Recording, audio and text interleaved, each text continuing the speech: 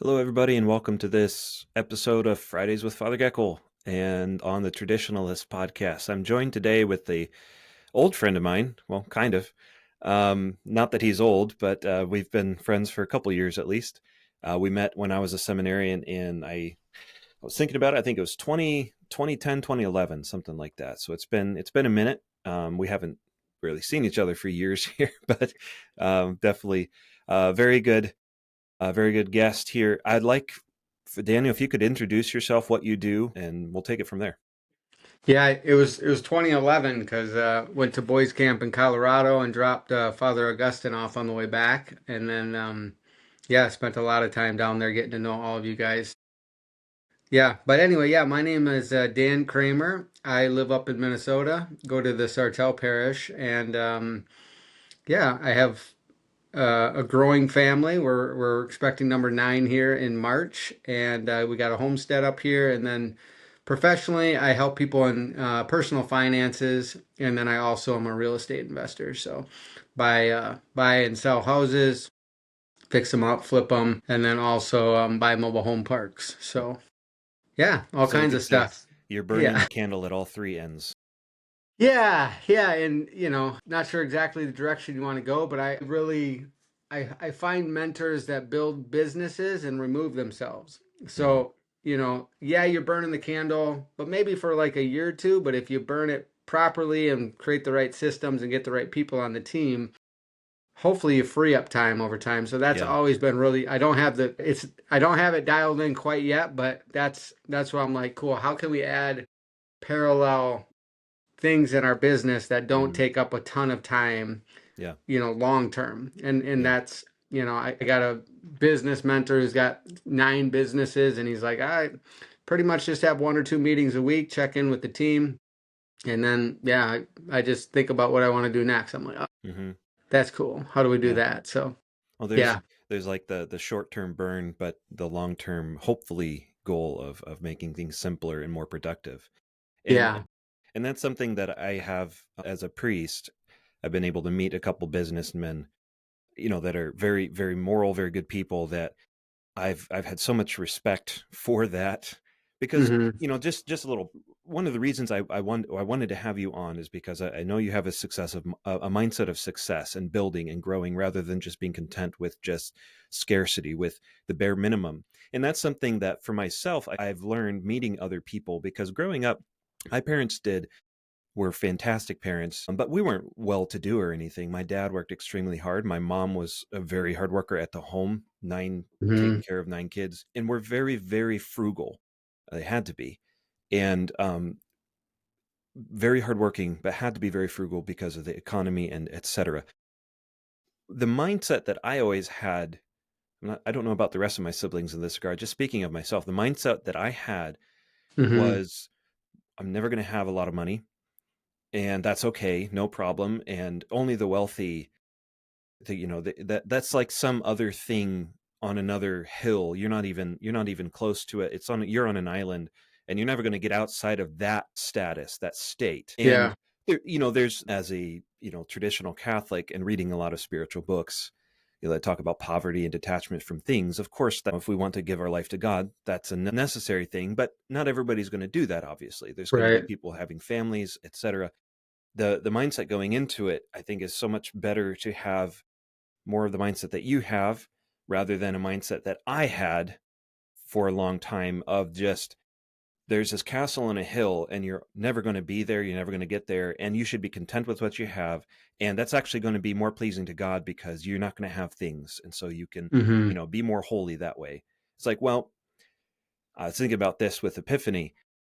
The first people that come to Christ were the shepherds, yes, the poor shepherds, Hmm. but then who came next? The magi, the wise men. They were wealthy, they were well to do, and Yeah. that didn't interfere with their pursuit of Christ.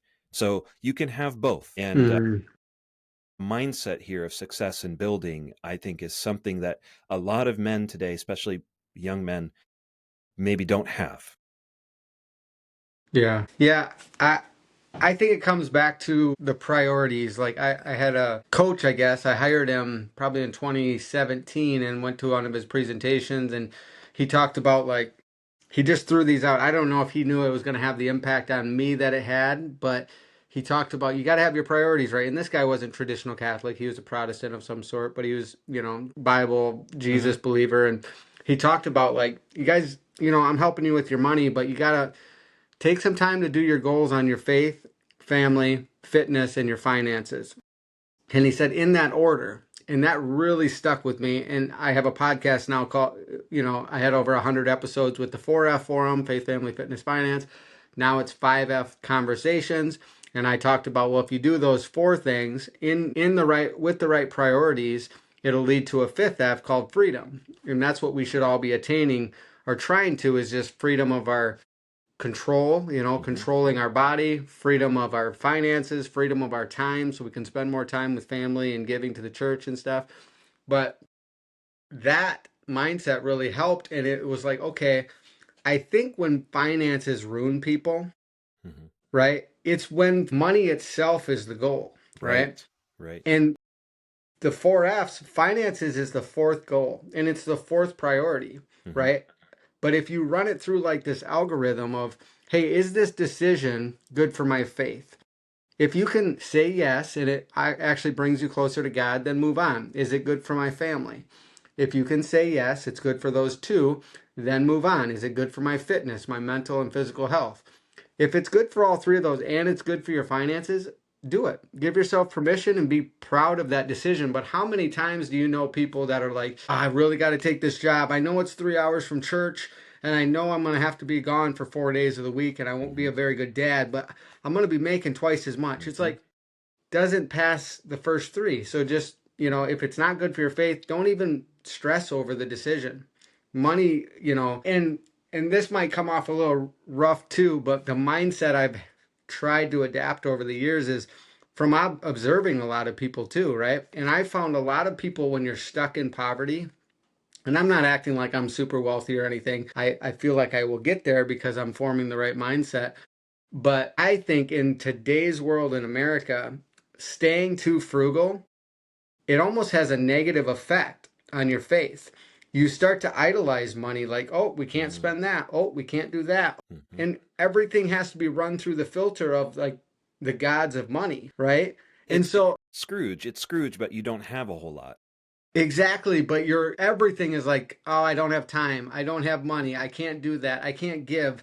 Like you're definitely not going to be tithing at 10% if you're, or if you do tithe that 10%, but you don't have enough money, you're almost bitter about it, right?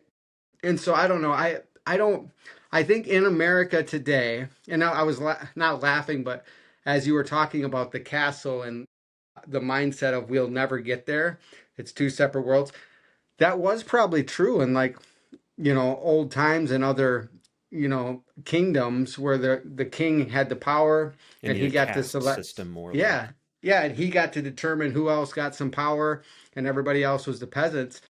That mindset, maybe that drifted in to your parents or your grandparents and it was still there a little bit, but in America, like, you don't have to do, you can start with nothing Hmm. and in 10, 15 years you can have a lot, Yep. right? But you Yep. can't with that castle like mentality because the mind is the most powerful thing. Like if you tell Hmm. yourself you're going to get sick and you're like, I'm going to get sick, I'm going to get sick, I'm going to get sick, well, you will get sick, right? Well, Because it's the spiritual affecting the physical. We have a soul, and the mind is the intellect, is a faculty of the soul. yeah, and it's the same with money. If you're like, I'll never have money, I'll never have money, I can't make money, I can't make more money, your brain doesn't care if it's right or wrong, it just does what it's told. So if you're constantly telling it, I'll never have money, but then an opportunity comes along to have money, your brain's going to go, oh wait, he told us we can't have money, Hmm. we should push that opportunity aside, right? So not to get too like into the brain, but the mind is so powerful. Like even if you have nothing, but you have a good attitude and you're training the mind to see opportunities come along, it will be easier to make money and keep money. Yeah. Well, there's so many things to unpack with with what you just said, and going back just to the five Fs. That's just a brilliant thing. We could have a whole separate podcast just on that. But the end. the last one, the fifth one, that's so important, freedom. To be able to Hmm. have freedom to do what you want with your time, with your finances, with etc. To be able to help people more, to not be a slave to debtors. That's a huge Hmm. thing. Yeah. Not be a slave to debt that prevent you from doing things that are good for your faith, good for your family, and for your health as well. Hmm. That's such a good goal. Like we I think some people have kind of a fatalistic mindset of, well, things are just the way they are and there's nothing we can do to change it. And there's also the way the mind plays with us because of our fallen human nature is we can look at something as being, oh, well, it's not meant to be, when it's rather just, I don't want to work that hard. I don't want Yeah. to put that much effort into it. Now, talking of like my parents and my family, they worked super, super hard, but just wasn't in the cards, and they did fantastic with what they had. Hmm. But so many people will fall into that temptation. I mean, we all do to a certain extent. I'm guilty here of slothfulness. I don't want to make the sacrifices that are required to be successful. I'd rather Yeah. just be content with the bare minimum because it's easier. Yeah. And here, just the mindset too. I like how you respectfully bring in your parents. I think people listening, especially younger people, it doesn't matter if your parents gave you nothing. It doesn't matter if you were Hmm. even broke. If you got a beating heart right now and you made it through, be grateful. Like, whatever. Your parents did the best they can, no doubt. Yeah, there's some bad parents out there, but for the most part, your parents did the best they could. And I tell my kids this even today. Like, I would rather give my kids a hard work ethic Hmm. and $0 a Right. 100 times over, just knowing what I know and meeting with lots of people, meeting with wealthy people, meeting with poor people, meeting with, if you think you're just going to get wealthy because, hey, I hear people say this all the time. I want my kids to have a better lifestyle than I did. I Hmm. get that, but don't give them money and expect to give them a better lifestyle. Yeah, you're going to, they're like, you will spoil them. And if you take away their hard work ethic, right? They're going to grow up with money. They won't appreciate it. They won't know how to grow it. They won't know how to do smart stuff with it. Hmm. And you're going to be, the 80-year-old grandpa, grandma, and be like, dang it, I did something wrong with these kids, Yeah. right? Yeah. Versus your parents are going to go, dang, look at my kids. They're all hardworking and they made something of themselves. Like, that's what we want as grandparents, Well, you right? want to avoid the pendulum swing of very, very hardworking, very successful, and so I'm going to remove all obstacles for my children so that they have a better life, Yeah. devoid of any challenge, which challenges build character. And Mm-hmm. so the pendulum swing is then that the next generation doesn't care, is ungrateful, isn't hardworking, and so they won't be Yeah. successful. And then the next generation is worse off.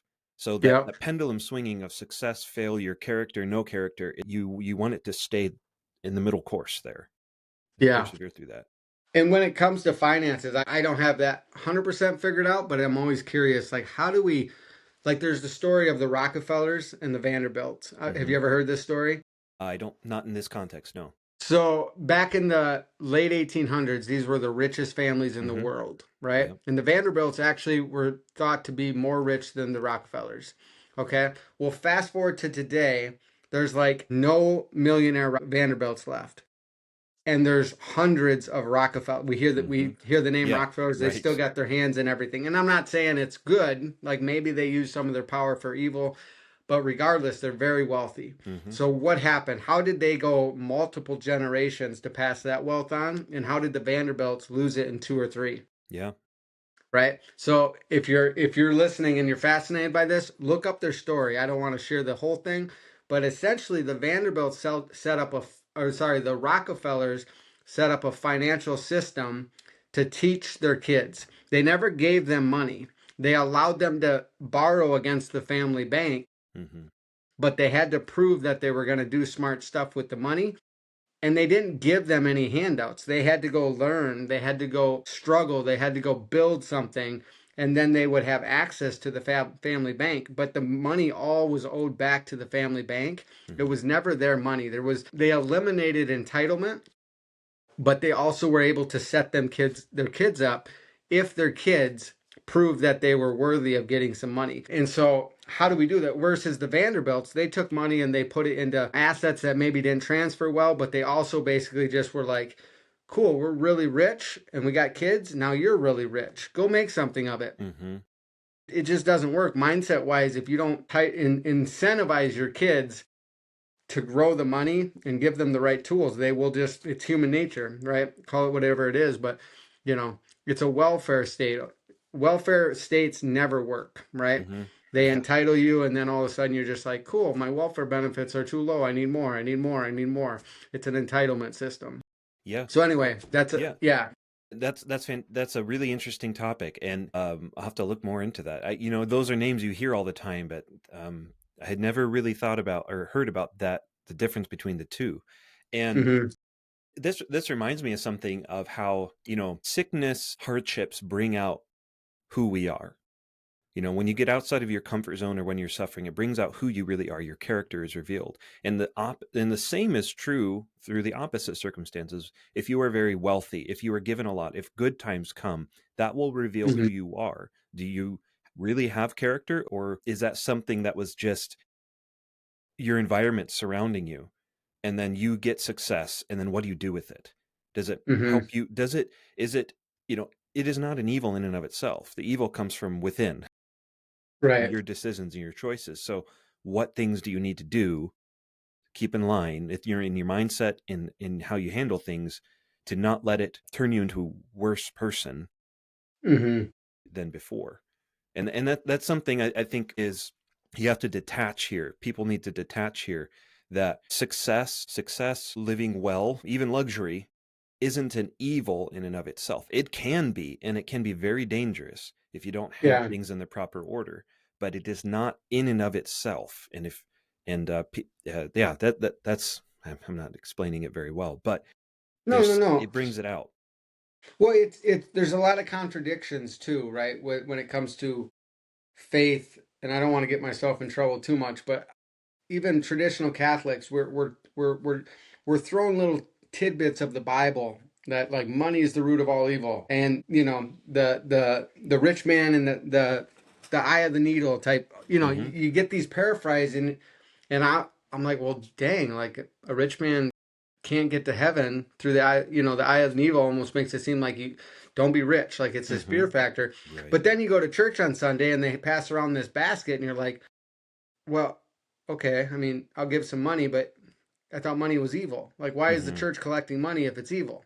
Hmm. Right? So I think mindset wise, taking a little time to break down those barriers, because you don't want to live in a contradiction, right? If I'm going to wake up and write big goals for my business to make a lot of money and help a bunch of people and pay all my employees really well and have money to give to the church, you can't then go to church on Sunday and feel like, well, shoot, I'm kind of I'm kind of doing something wrong here, aren't Hmm. I? Right? Right. And I've had to go through this. I continue to go through this, but I think first off, if you want to form the mindset that success is okay, you need to break the barriers down that you're not doing something contrary to your faith. Hmm. Because remember, the first F is faith, right? And if you're down here in finances writing big goals, but the first F on your algorithm is faith, you shouldn't even do that then. Well, big goals is contrary to. So anyway, and I'd like to get your take on this as a priest, right? It's like I see, because you go and listen to some of these sermons and they almost come off like they're telling you you're going to be a bad person if you make too much money, and you're like sitting in the back going, shoot, okay, maybe I need to reevaluate. I 100% agree with what you're saying. Money can cause you to do things, but I think you come in here and you start to idolize money if you don't have your foundation set up, right? Hmm. I think that's why the church strongly recommends you tithe. Tithing is not about how much you give to the church. Tithing is to keep your heart and your priorities in check, right? It's like realizing like we are stewards of this money. It's not our money. If we do a good job with it, and God's saying, "Hey, that really isn't your money. 10% of it better go to something good to kind of keep you in check and stuff." So back to the mindset. I think if you want to build wealth, you don't want to build wealth also with this contradiction that you're doing something wrong. So you break that Hmm. down, right? Like back to the Bible, right? And I think I did an episode on this a while back, but it's, the love of money, and you can quote it, is the root of all evil, right? And there's a big difference between the money is the root of all evil. If money is Hmm. the root of all evil, we probably shouldn't be aspiring to get more money, right? Right.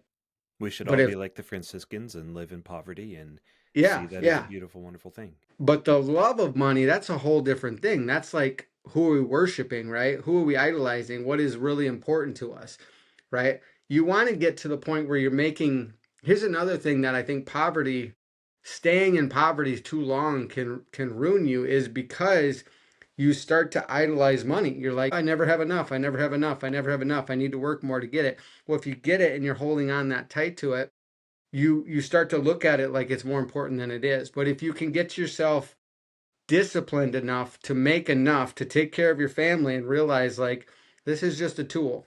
Hmm. When I make more, I can give more, I should give more. And it's not, it's going to come and go. And it's nothing that I'm like idolizing. It's just something that I controlled.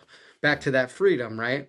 You get freedom. Freedom comes through discipline. Well, if you can discipline yourself in your finances and get control of the money, now it is your slave and you are no longer the slave to the money, right? Yeah.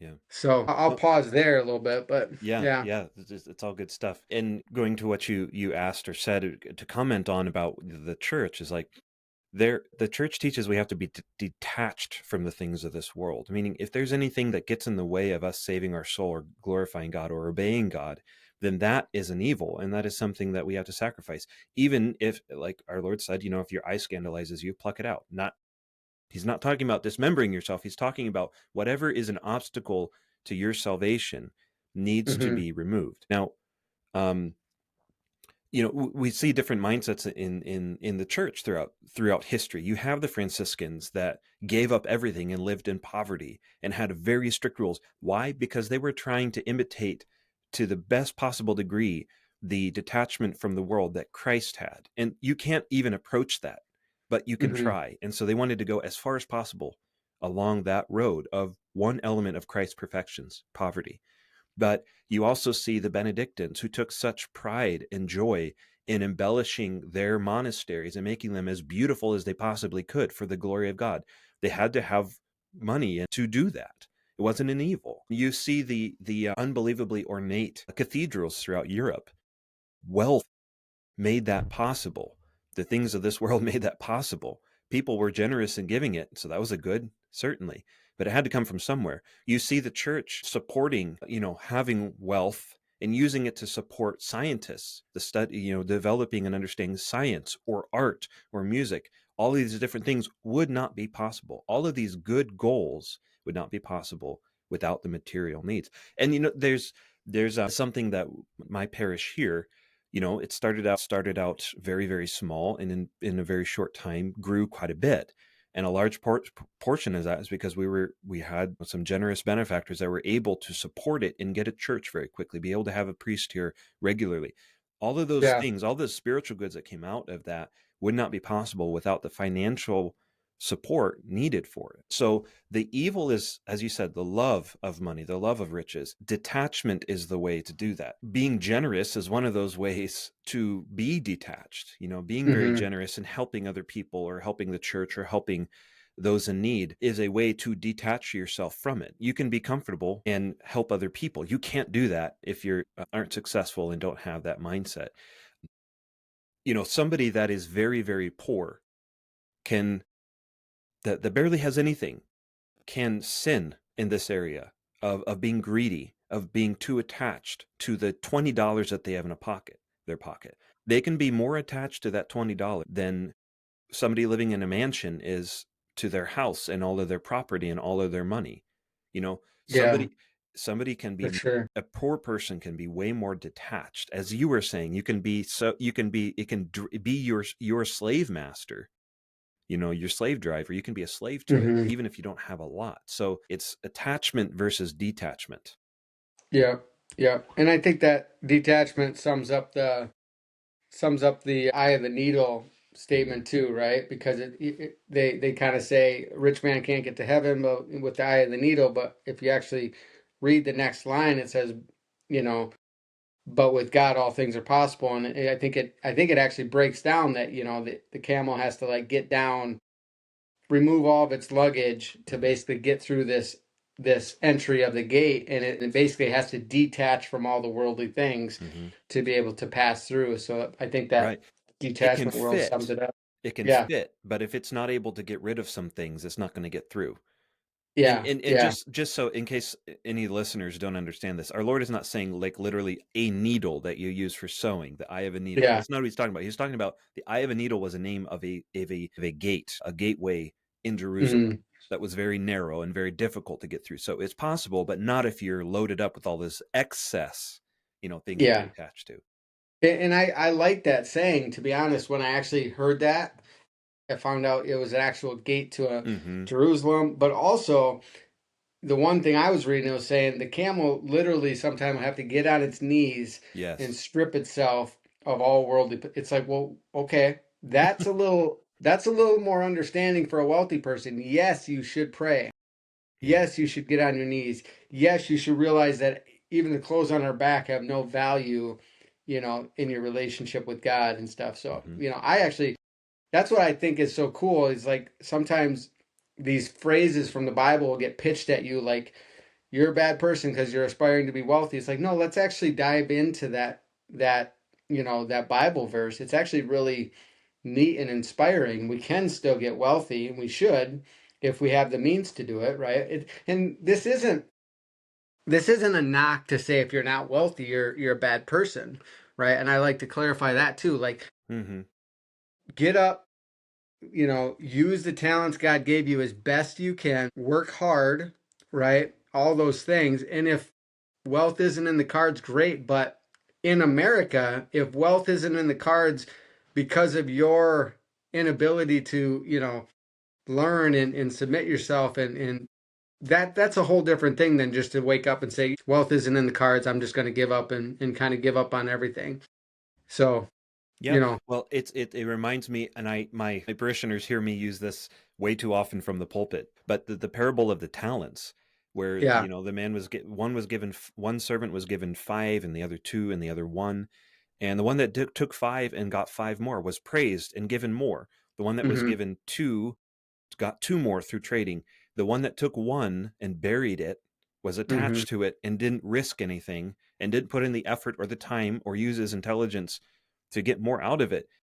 Christ calls him wicked because he Hmm. didn't take what God gave him, use the opportunity and talents he was given, and get something from it for some greater good. And that's a big thing. There's one quote that I it's from a book on marriage that I've started recording.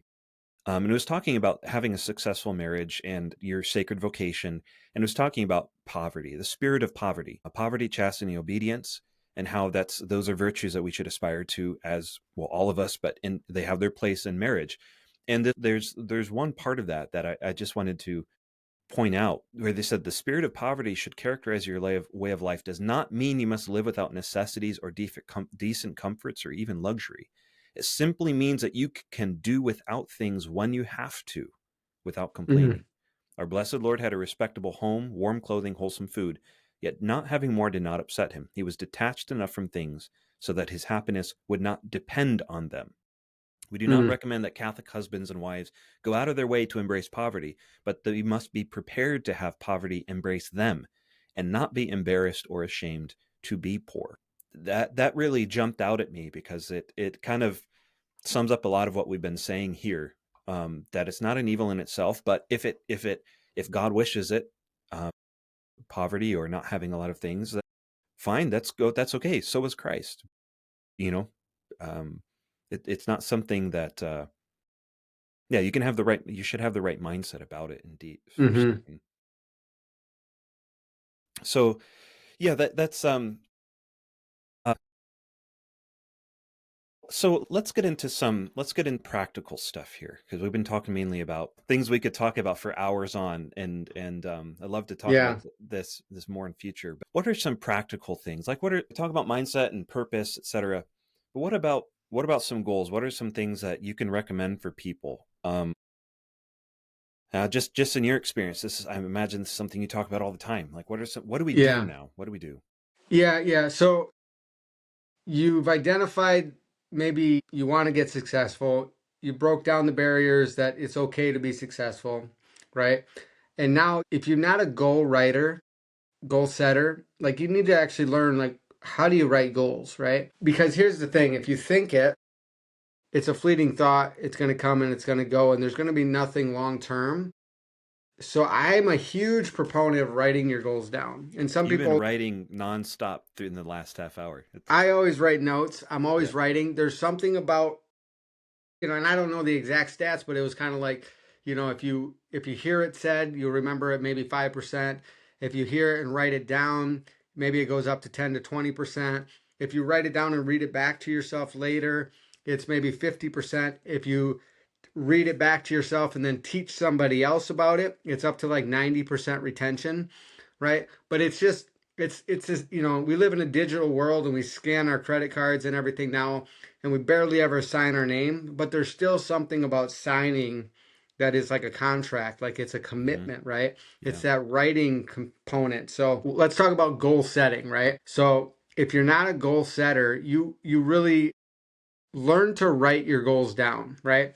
And for me, you don't have to do it this way, but every quarter at least, sometimes it's every week, sometimes more, depending if my brain's in a fog.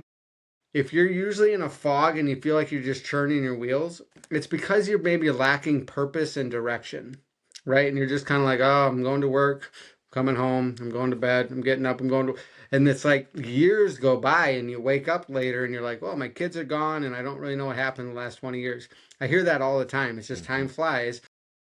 Purpose and direction come from kind of having an idea of where you want to go, right? And writing goals for me helps to refocus. Mm-hmm. It's like, cool, we got this homestead now. We got some chickens. We got dog and cat and kids and chores. It's like, what's the purpose again, okay?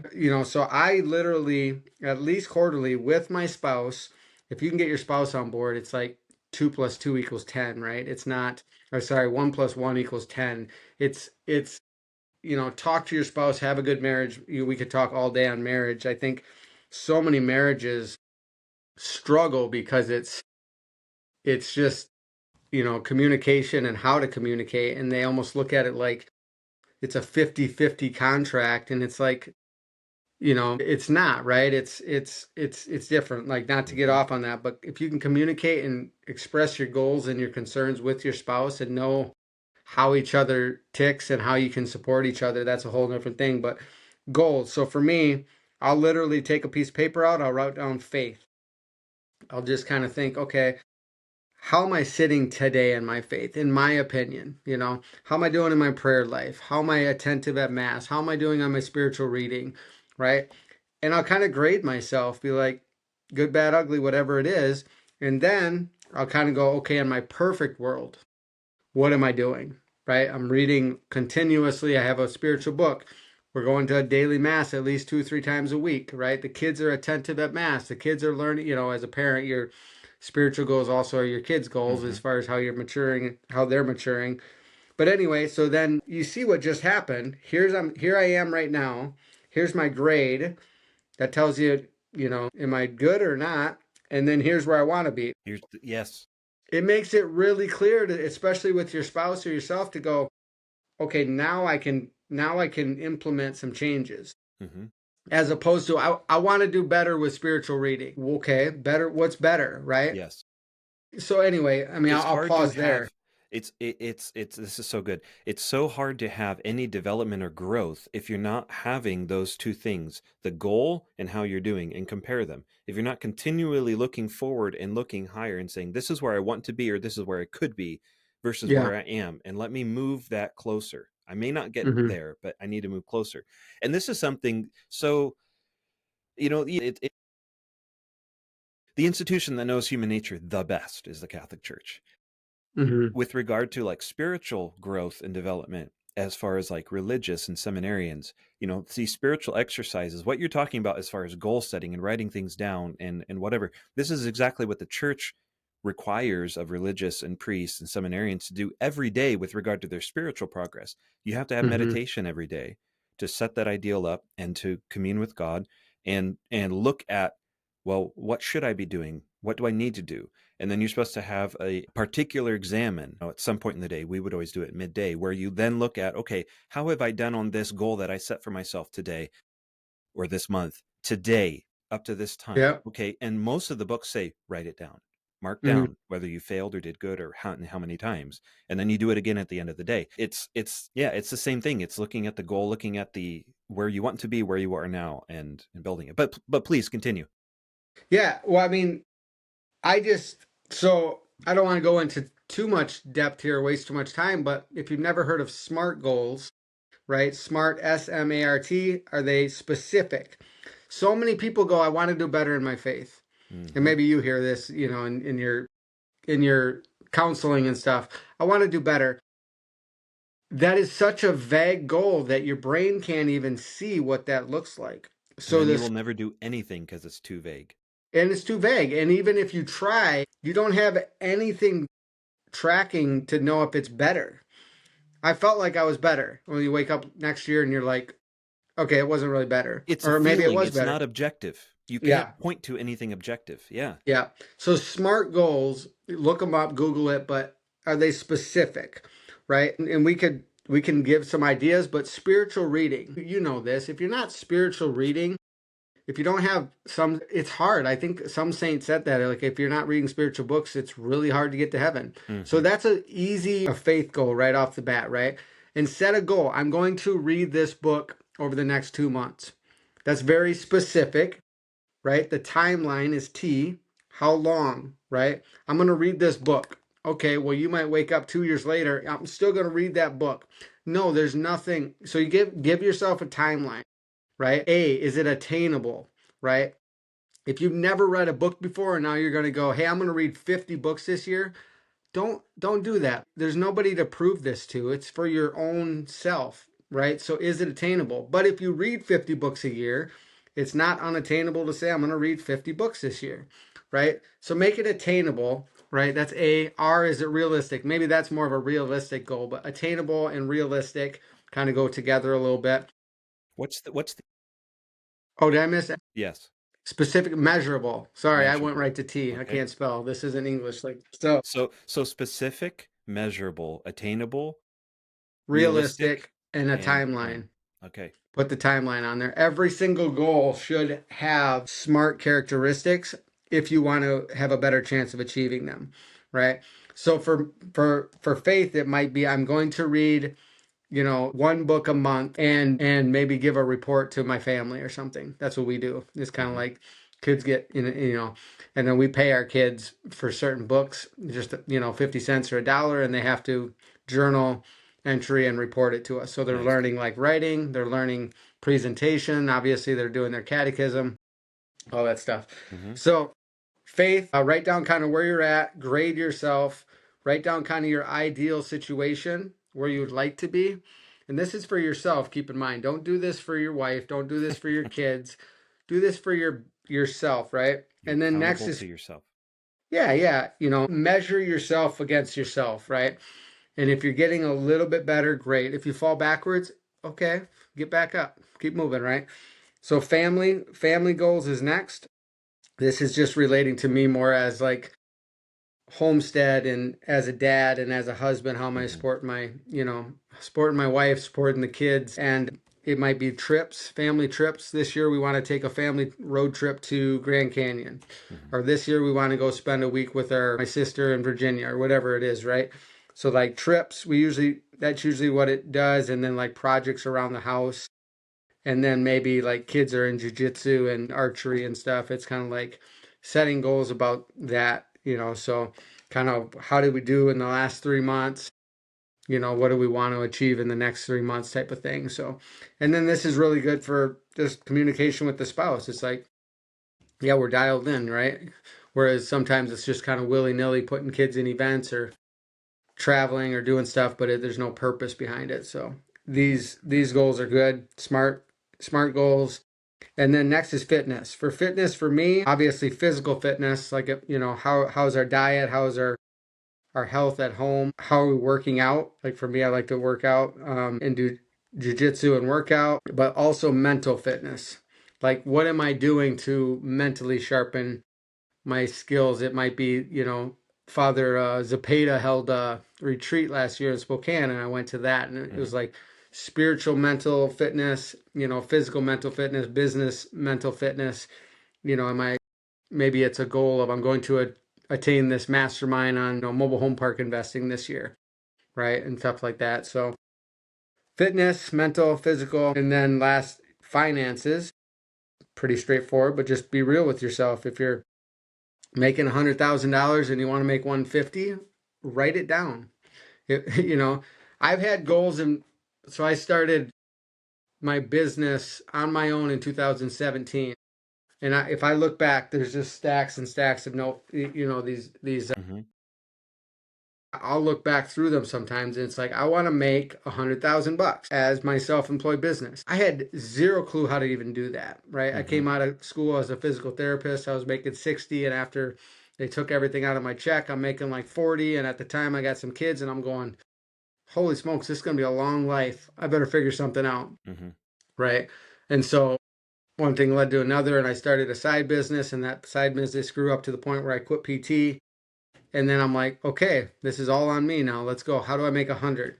How do I make 200? How do but write the goal down. You don't have to know the end result on some of these goals, right? And this is where even that attainable and realistic, don't stress too much on this one for your finance goals. If you got a goal to make 1 million a year, write it down. It's not evil. Go back to that mindset, right? Visualize. There's a guy named he'll come to me. He lives in California, but I went to one of his seminars, and he talked about if you're not used to goal setting, obviously do all the stuff we're talking about, write it down, visualize, but I want you to give yourself permission to touch your goals once in a while. He's like, what do I mean by that? He's like, when I was started my business, I was so broke, blah blah blah. He's telling his story, but he's like, I wanted to take my wife on a trip to California. I've never been to California. And so first chance I got to make a little money, I found the cheapest airline tickets, and I flew out there and we walked on the beach. And my wife's probably thinking I'm crazy, but I'm like, someday I'm going to build a house up on that bluff right there. He's like, so what did I do? 2 years later, I got a little more money. The business was building a little bit, and I rented a house on the beach for 2 days. So he's like, I Mm-hmm. just kept touching that goal, touching that Mm-hmm. goal. And then as he's recording, he's like, and today I'm in this house and this is where I live. Mm-hmm. And whatever that means, but I really enjoy that. Like, if you want to travel, you don't have to take a $10,000 trip. You don't have to go, when I get 10,000, I'm going to take that trip. It's okay to budget a $400 Yeah. frugal trip somewhere just to touch the goal once in a while and give yourself little rewards along the Mm-hmm. way. Kind of getting off on that, but finances, write it down. If it's a big crazy goal, I'm okay with writing that down, even though it's not realistic and attainable at the time, because you can do so much in 5 years. Like there's a saying, it talks about we overestimate what we can do in 1 year Mm-hmm. and we underestimate what we can accomplish in 5 years, right? Absolutely. Yep. So people write these 1 year goals and then they miss them and they're like, see, it's not realistic. Mm-hmm. That's fine. That's fine. 1 year goes so fast. Like it's okay if you miss your goals. 2 years goes so fast, but sometimes it's like that third year, you can't even explain how things fell into place. But because you spent some time and visualized it, the parts just kind of took a little longer to work out. Mm-hmm. Mm-hmm. 2017 I started my business. Like 2011 I met you. We can think of the conversations probably that we've had or moments Mm-hmm. that we've had. It's 14 years ago already. Yeah. Like Yeah. time goes so fast, right? It's amazing.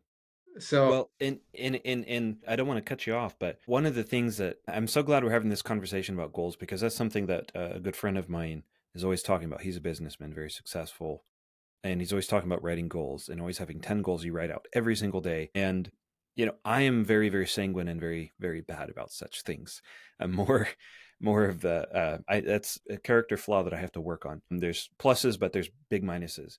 well, let's pause. Like I'm sanguine. sanguine, I've read something that it's the easiest temperament to get to heaven, probably because we let stuff flow off our Yeah, back I too. like that. I was like, cool, I like that too, right? And as a sanguine, of course, we're going to like that. But secondly, you're probably really good at writing goals, but Mm, you beat yourself up because you're so quick to move on that maybe you don't feel that you accomplished the goal. So don't beat yourself up on the sanguine. You're real close. Some people literally, as a sanguine, maybe mhm, you don't realize this, but some people will not pick up a pen mhm, and write down a goal. They're mhm. so melancholy that they think if I write that goal down and I don't accomplish it, I'm a Yeah, bad person. yeah. So don't beat yourself up on sanguine because at least you'll pick the pen up and write the goals down, right? Which is the hardest part. So anyway, Well, keep going. for me, the hardest part is not doing it once; it's doing it consistently, Yeah. being consistent and discipline because it's discipline. It's something Hmm. you have to keep up. Yeah. So being a sanguine is the sad excuse that I give all the time for why I don't, why I'm not disciplined. So one action step I would give you is Hmm. you're flighty on rewriting the goals, which I do agree with your friend. I think rewriting it is powerful, but look up how to build a vision board, right? And now take time to do it one time and pull pictures from the internet and post it on and build this little Canva. And I have literally one in my house of Faith, Family, Fitness, Finances, a visual. So every time I walk into my closet to get dressed in the morning, it's on the wall and you can see it right away, right? It's pictures Mm, of kind of the end game of what you want to accomplish. And yeah. it can change over time, but at least that'll help you. It's like, cool, you like to dive in, but you just don't like to do it every week or every day because Hmm. it's too monotonous for a Hmm. sanguine. Yeah. But Yeah. yeah, Well, in visualizing it is very helpful for sure. super. Yeah. Well, and yeah, like I said, I'm really glad we're having the conversation about goals because it's really incredible how much more you can do and get done and achieve if you are using your time better. If you are Hmm. setting goals and you're directing your energy and attention along a path rather than just being, I'm just going to respond to whatever happens. Yeah. And what that means is you're going to be sitting around doing nothing a lot because Hmm. nothing's happening because you're not making anything happen. So Yeah. it's really incredible how much more you can get done, how much more full your days can be, and how much more success and achievements you can have when you are writing things down. It's really remarkable. And if anybody's listening hasn't done it before, try doing it for a couple days, even just a couple days. Try doing it for a week, try doing it for a month. It's amazing. Hmm. But one of the things I wanted to ask is how does this work then though with especially if we're talking about like finances or having goals to with career or trips or making this amount of money or whatever. Hmm. What about responding to things that are out of your control that are preventing you from reaching those goals? So many people, they might have a goal and then some circumstances outside of them, whether it's an employer or some economic problem that comes up happens, and then they're like, well, what's the point of making goals because it's out of my control anyway and I'm never going to get to this point, and so why even try? I think there's so much of this just very easily, if there's a goal set, you give up on it right away and then blame everyone else, blame things outside of you, or blame God for you not being able to reach that goal. Like if you set goals and you're not able to achieve them, what would you say to that? What would you respond Um, I'm trying to be gentle here. with? We don't want to fall into being a victim, right? And that person you just described, they might need to have a hard realization that they're acting like a victim, right? And if you're a victim, you're never going to be able to take control. You're never going to have freedom. Like, think of a victim, right? A victim is literally at the mercy of everybody else. And so we don't ever want to be a victim, right? And especially if you get people that go, well, they almost use God, like God's this evil person that just wants them to bear all these crosses. I think you should bear crosses. I think you should, but I think the mindset with God, is whatever he sends my way is good for me, Hmm. right? And okay, how do you know you didn't accomplish that goal? Is it because it's been 2 years and you didn't accomplish it? Okay, well, A, do everything you can in your power to keep working towards that goal. but stop trying to think that you get to control the exact timeline of when it happens, Mm-hmm. right? I mean, you know, some of the goals that I wrote in 2017, I said I was going to accomplish by 2020. I haven't done them yet, Mm-hmm. right? But they're still, it's like I'm chipping away at them. I'm getting closer type of thing. But I don't know, politely, don't be a victim, right? And you don't be a victim by having discipline in all the stuff we just talked about, Yeah. right? Yeah. You actually gotta show up, and you have to give yourself some, you gotta stick with it. And you in those SMART goals, right? Maybe some of your goals aren't attainable and realistic for you in your current environment, Mm-hmm. right? If you're stuck in, I got friends and family, and they're like, "Oh, that works good for you, Dan, but that doesn't work good for me." Well, why doesn't it work good for you? Well, I have this job I got to go to 60 hours a week. I had a job I had to go to 60 hours a week in Mm-hmm. 2015, and I knew that some of the goals I started writing. So it's like, so slowly I'm like, cool, I need to bust. I mean, there was 100-hour weeks for many, many years Mm-hmm. where I'm building this side thing, these two side things. And one of them maybe started to catch on a little bit, that I could eventually, you can't just wake up and be like, cool, I'm going to be an entrepreneur. I'm going to make all this money. I'm going to quit my job. I got $2 in the bank. It's gonna all work out because God's got my. No, like you might have a transitioning point. And here's something I should have said earlier. The quickest way to accomplishing your goals is to put yourself around those people that have accomplished that goal, Mm. Yeah. right? There's a story of like the crabs. I think Darren Hardy in one of his books wrote it or brought it up, but if you go get a bunch of crabs and throw them in a bucket, have you ever heard this? No, I haven't. And they're all in there doing their thing, and one crab looks up and he's like, "Dude, I'm getting out of here." And he starts climbing up the edge of the bucket. The other crabs will grab him and yank him back down, right? Literally Sounds is like his human real. being. Okay. Yeah. Yep. And then he's like, "No, I got to go harder." So he's climbing. They'll literally grab him and tear him apart and kill him. The Wow. crabs, like real, right? Because that's their natural environment at that time. So, what does this mean for you? If you are around the same circle of friends, watching football on Sunday, pounding beers every night, and you're like, I kind of I want to do better. I want to do Mm-hmm. something else. I want to, and you take it to all your friends, they're just going to go, that's stupid, silly, blah, blah, blah. Because Be better than me.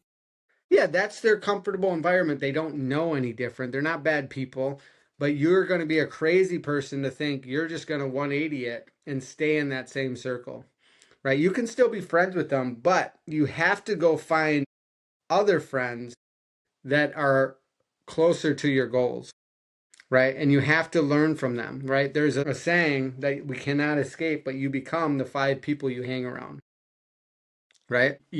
If you analyze the 5 people that you spend the most time about, you're probably not much different than them, right?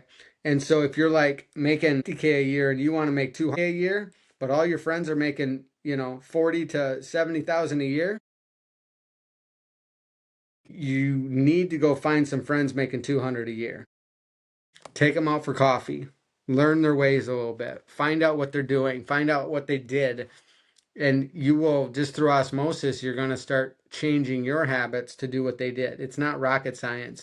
Well, and that's something that I'm glad you touched on that. It reminds me that of a point that not everybody that is wealthy and successful is evil. Not everybody that is successful just wants to be up in the castle and have a bunch of serfs under him. I've met like you and many others that really want to help other people, that have really have their ducks in a row, that are disciplined, that want to help other people. It's not just about them. I remember this one conversation I had with a gentleman that was a businessman and making really good money, very successful, and he was like, I don't need to work.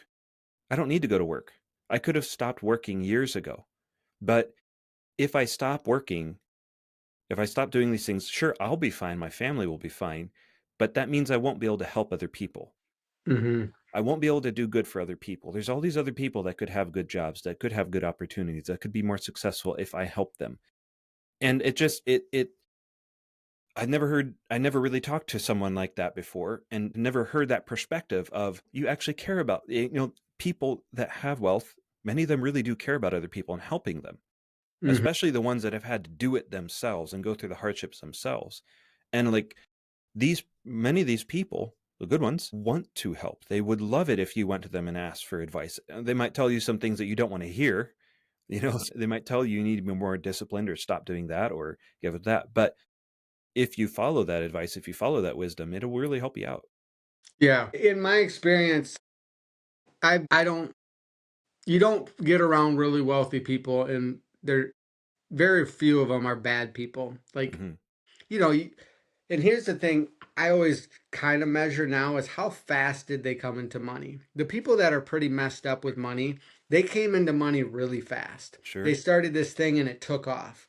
Or they got an inheritance. Or they're new to money and they're still figuring out what it means. They haven't lost money yet, right? These people that build something over 10, 15 years and ground through it, they lost money, they've been stolen from, they've had this, that, and the other happen, and it developed characters. But to your point before, write down on your paper all the people that could be relying on you as extra motivation. Like for me, it's like, my parents raised me and 10 other kids. Like I'm running out of time, but I want to spoil my parents. Obviously I want my wife and my kids to have security. I Hmm. want to spoil my wife. I want to spoil my parents. I want to set my kids up, right? And then next level, it's like, if I can give 10,000 to the church, why can't I give 100,000? If I can give 100,000, why can't I just have an open checkbook for new parishes? So to that point, like if you got the talents to do what God wants you to and you build the system and you learn, money is not ever typically a bad thing for good people. Hmm. It's kind of like a brick, right? If I give a bad person a brick, he's naturally going to turn and chuck it through a window and do something stupid, right? But if you give a good person a brick, he's going to go start building something. It's Hmm. the same with money, right? Money just amplifies who you are and kind of your Hmm. character and stuff. So yeah, I honestly, and this isn't a knock on anybody specifically, but poor people that have been turned into victims are probably the worst mindset when it comes to money because everything is happening to them all the time. This happened to me, this happened to me, this happened to me. And it's like, and it's hard to just have a conversation with them and tell them to flip the light bulb and be like, well, everything that happened to you is for your own good and for your own benefit, but you need to start adjusting and reacting differently if you want a different outcome. Hmm. Well, and we see how pervasive that is throughout the world because obviously the socialists and the communists are always using that as Hmm. their way to get changes in politics and bring down governments because you don't have anything and they do, and it's Hmm. their fault that you are unsuccessful or poor or anything. Yeah, yeah, So yeah. It's a very fascist, communism hmm. approach. This whole victim thing, right? Yeah. And like I said, you can write all the goals, you can do the stuff, but if you don't give yourself permission to be successful, if you don't change your mindset and understand success could be a good thing, it's going to be a contradiction and you're always going to be Yeah. fighting that battle. Yeah. So I would start with mindset. The Monk and the Merchant is a good book. I remember when Father Augustine was heading into the seminary and I gave it to him. I'm like, I just read this. You're going to be the monk. I'm going to be the merchant. Let's go do this. And he's like, good one, good one. But it talks about that. They were friends. One went and served and gave up all of his wealth and his riches and served God in that way. And the other one went and became a very successful merchant and had the funds to help the monk, further the church and stuff. So it's just kind of a cool story to help with the mindset. Money could be a great thing, but you got to have your ducks in a row and some priorities. Yeah. Yeah. Well, look, I know you need to get going here. So let's wrap this up here. I could talk with you for hours more. Yeah. There's so much more that we could touch on here. I really appreciate you joining. Where can people find you? Where can they listen to more from you? Let me think.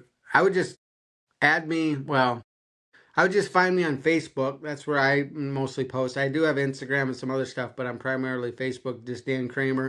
Okay. And then 5ffinancial.com is my finance. If you want to talk finances or have any questions on investing or just financial stuff, you can always schedule a free call with me anytime. So, but but yeah, Facebook DM, obviously my cell phone if you want that. It's on Facebook and stuff. So Okay. yeah. Well, thanks so much for joining. This is a great conversation. I learned a lot. I'm sure some of the viewers did too. Thanks a lot. Hopefully, we can have you on again. Thanks a lot, Yeah, Dan. absolutely. Thank you. All right. God bless.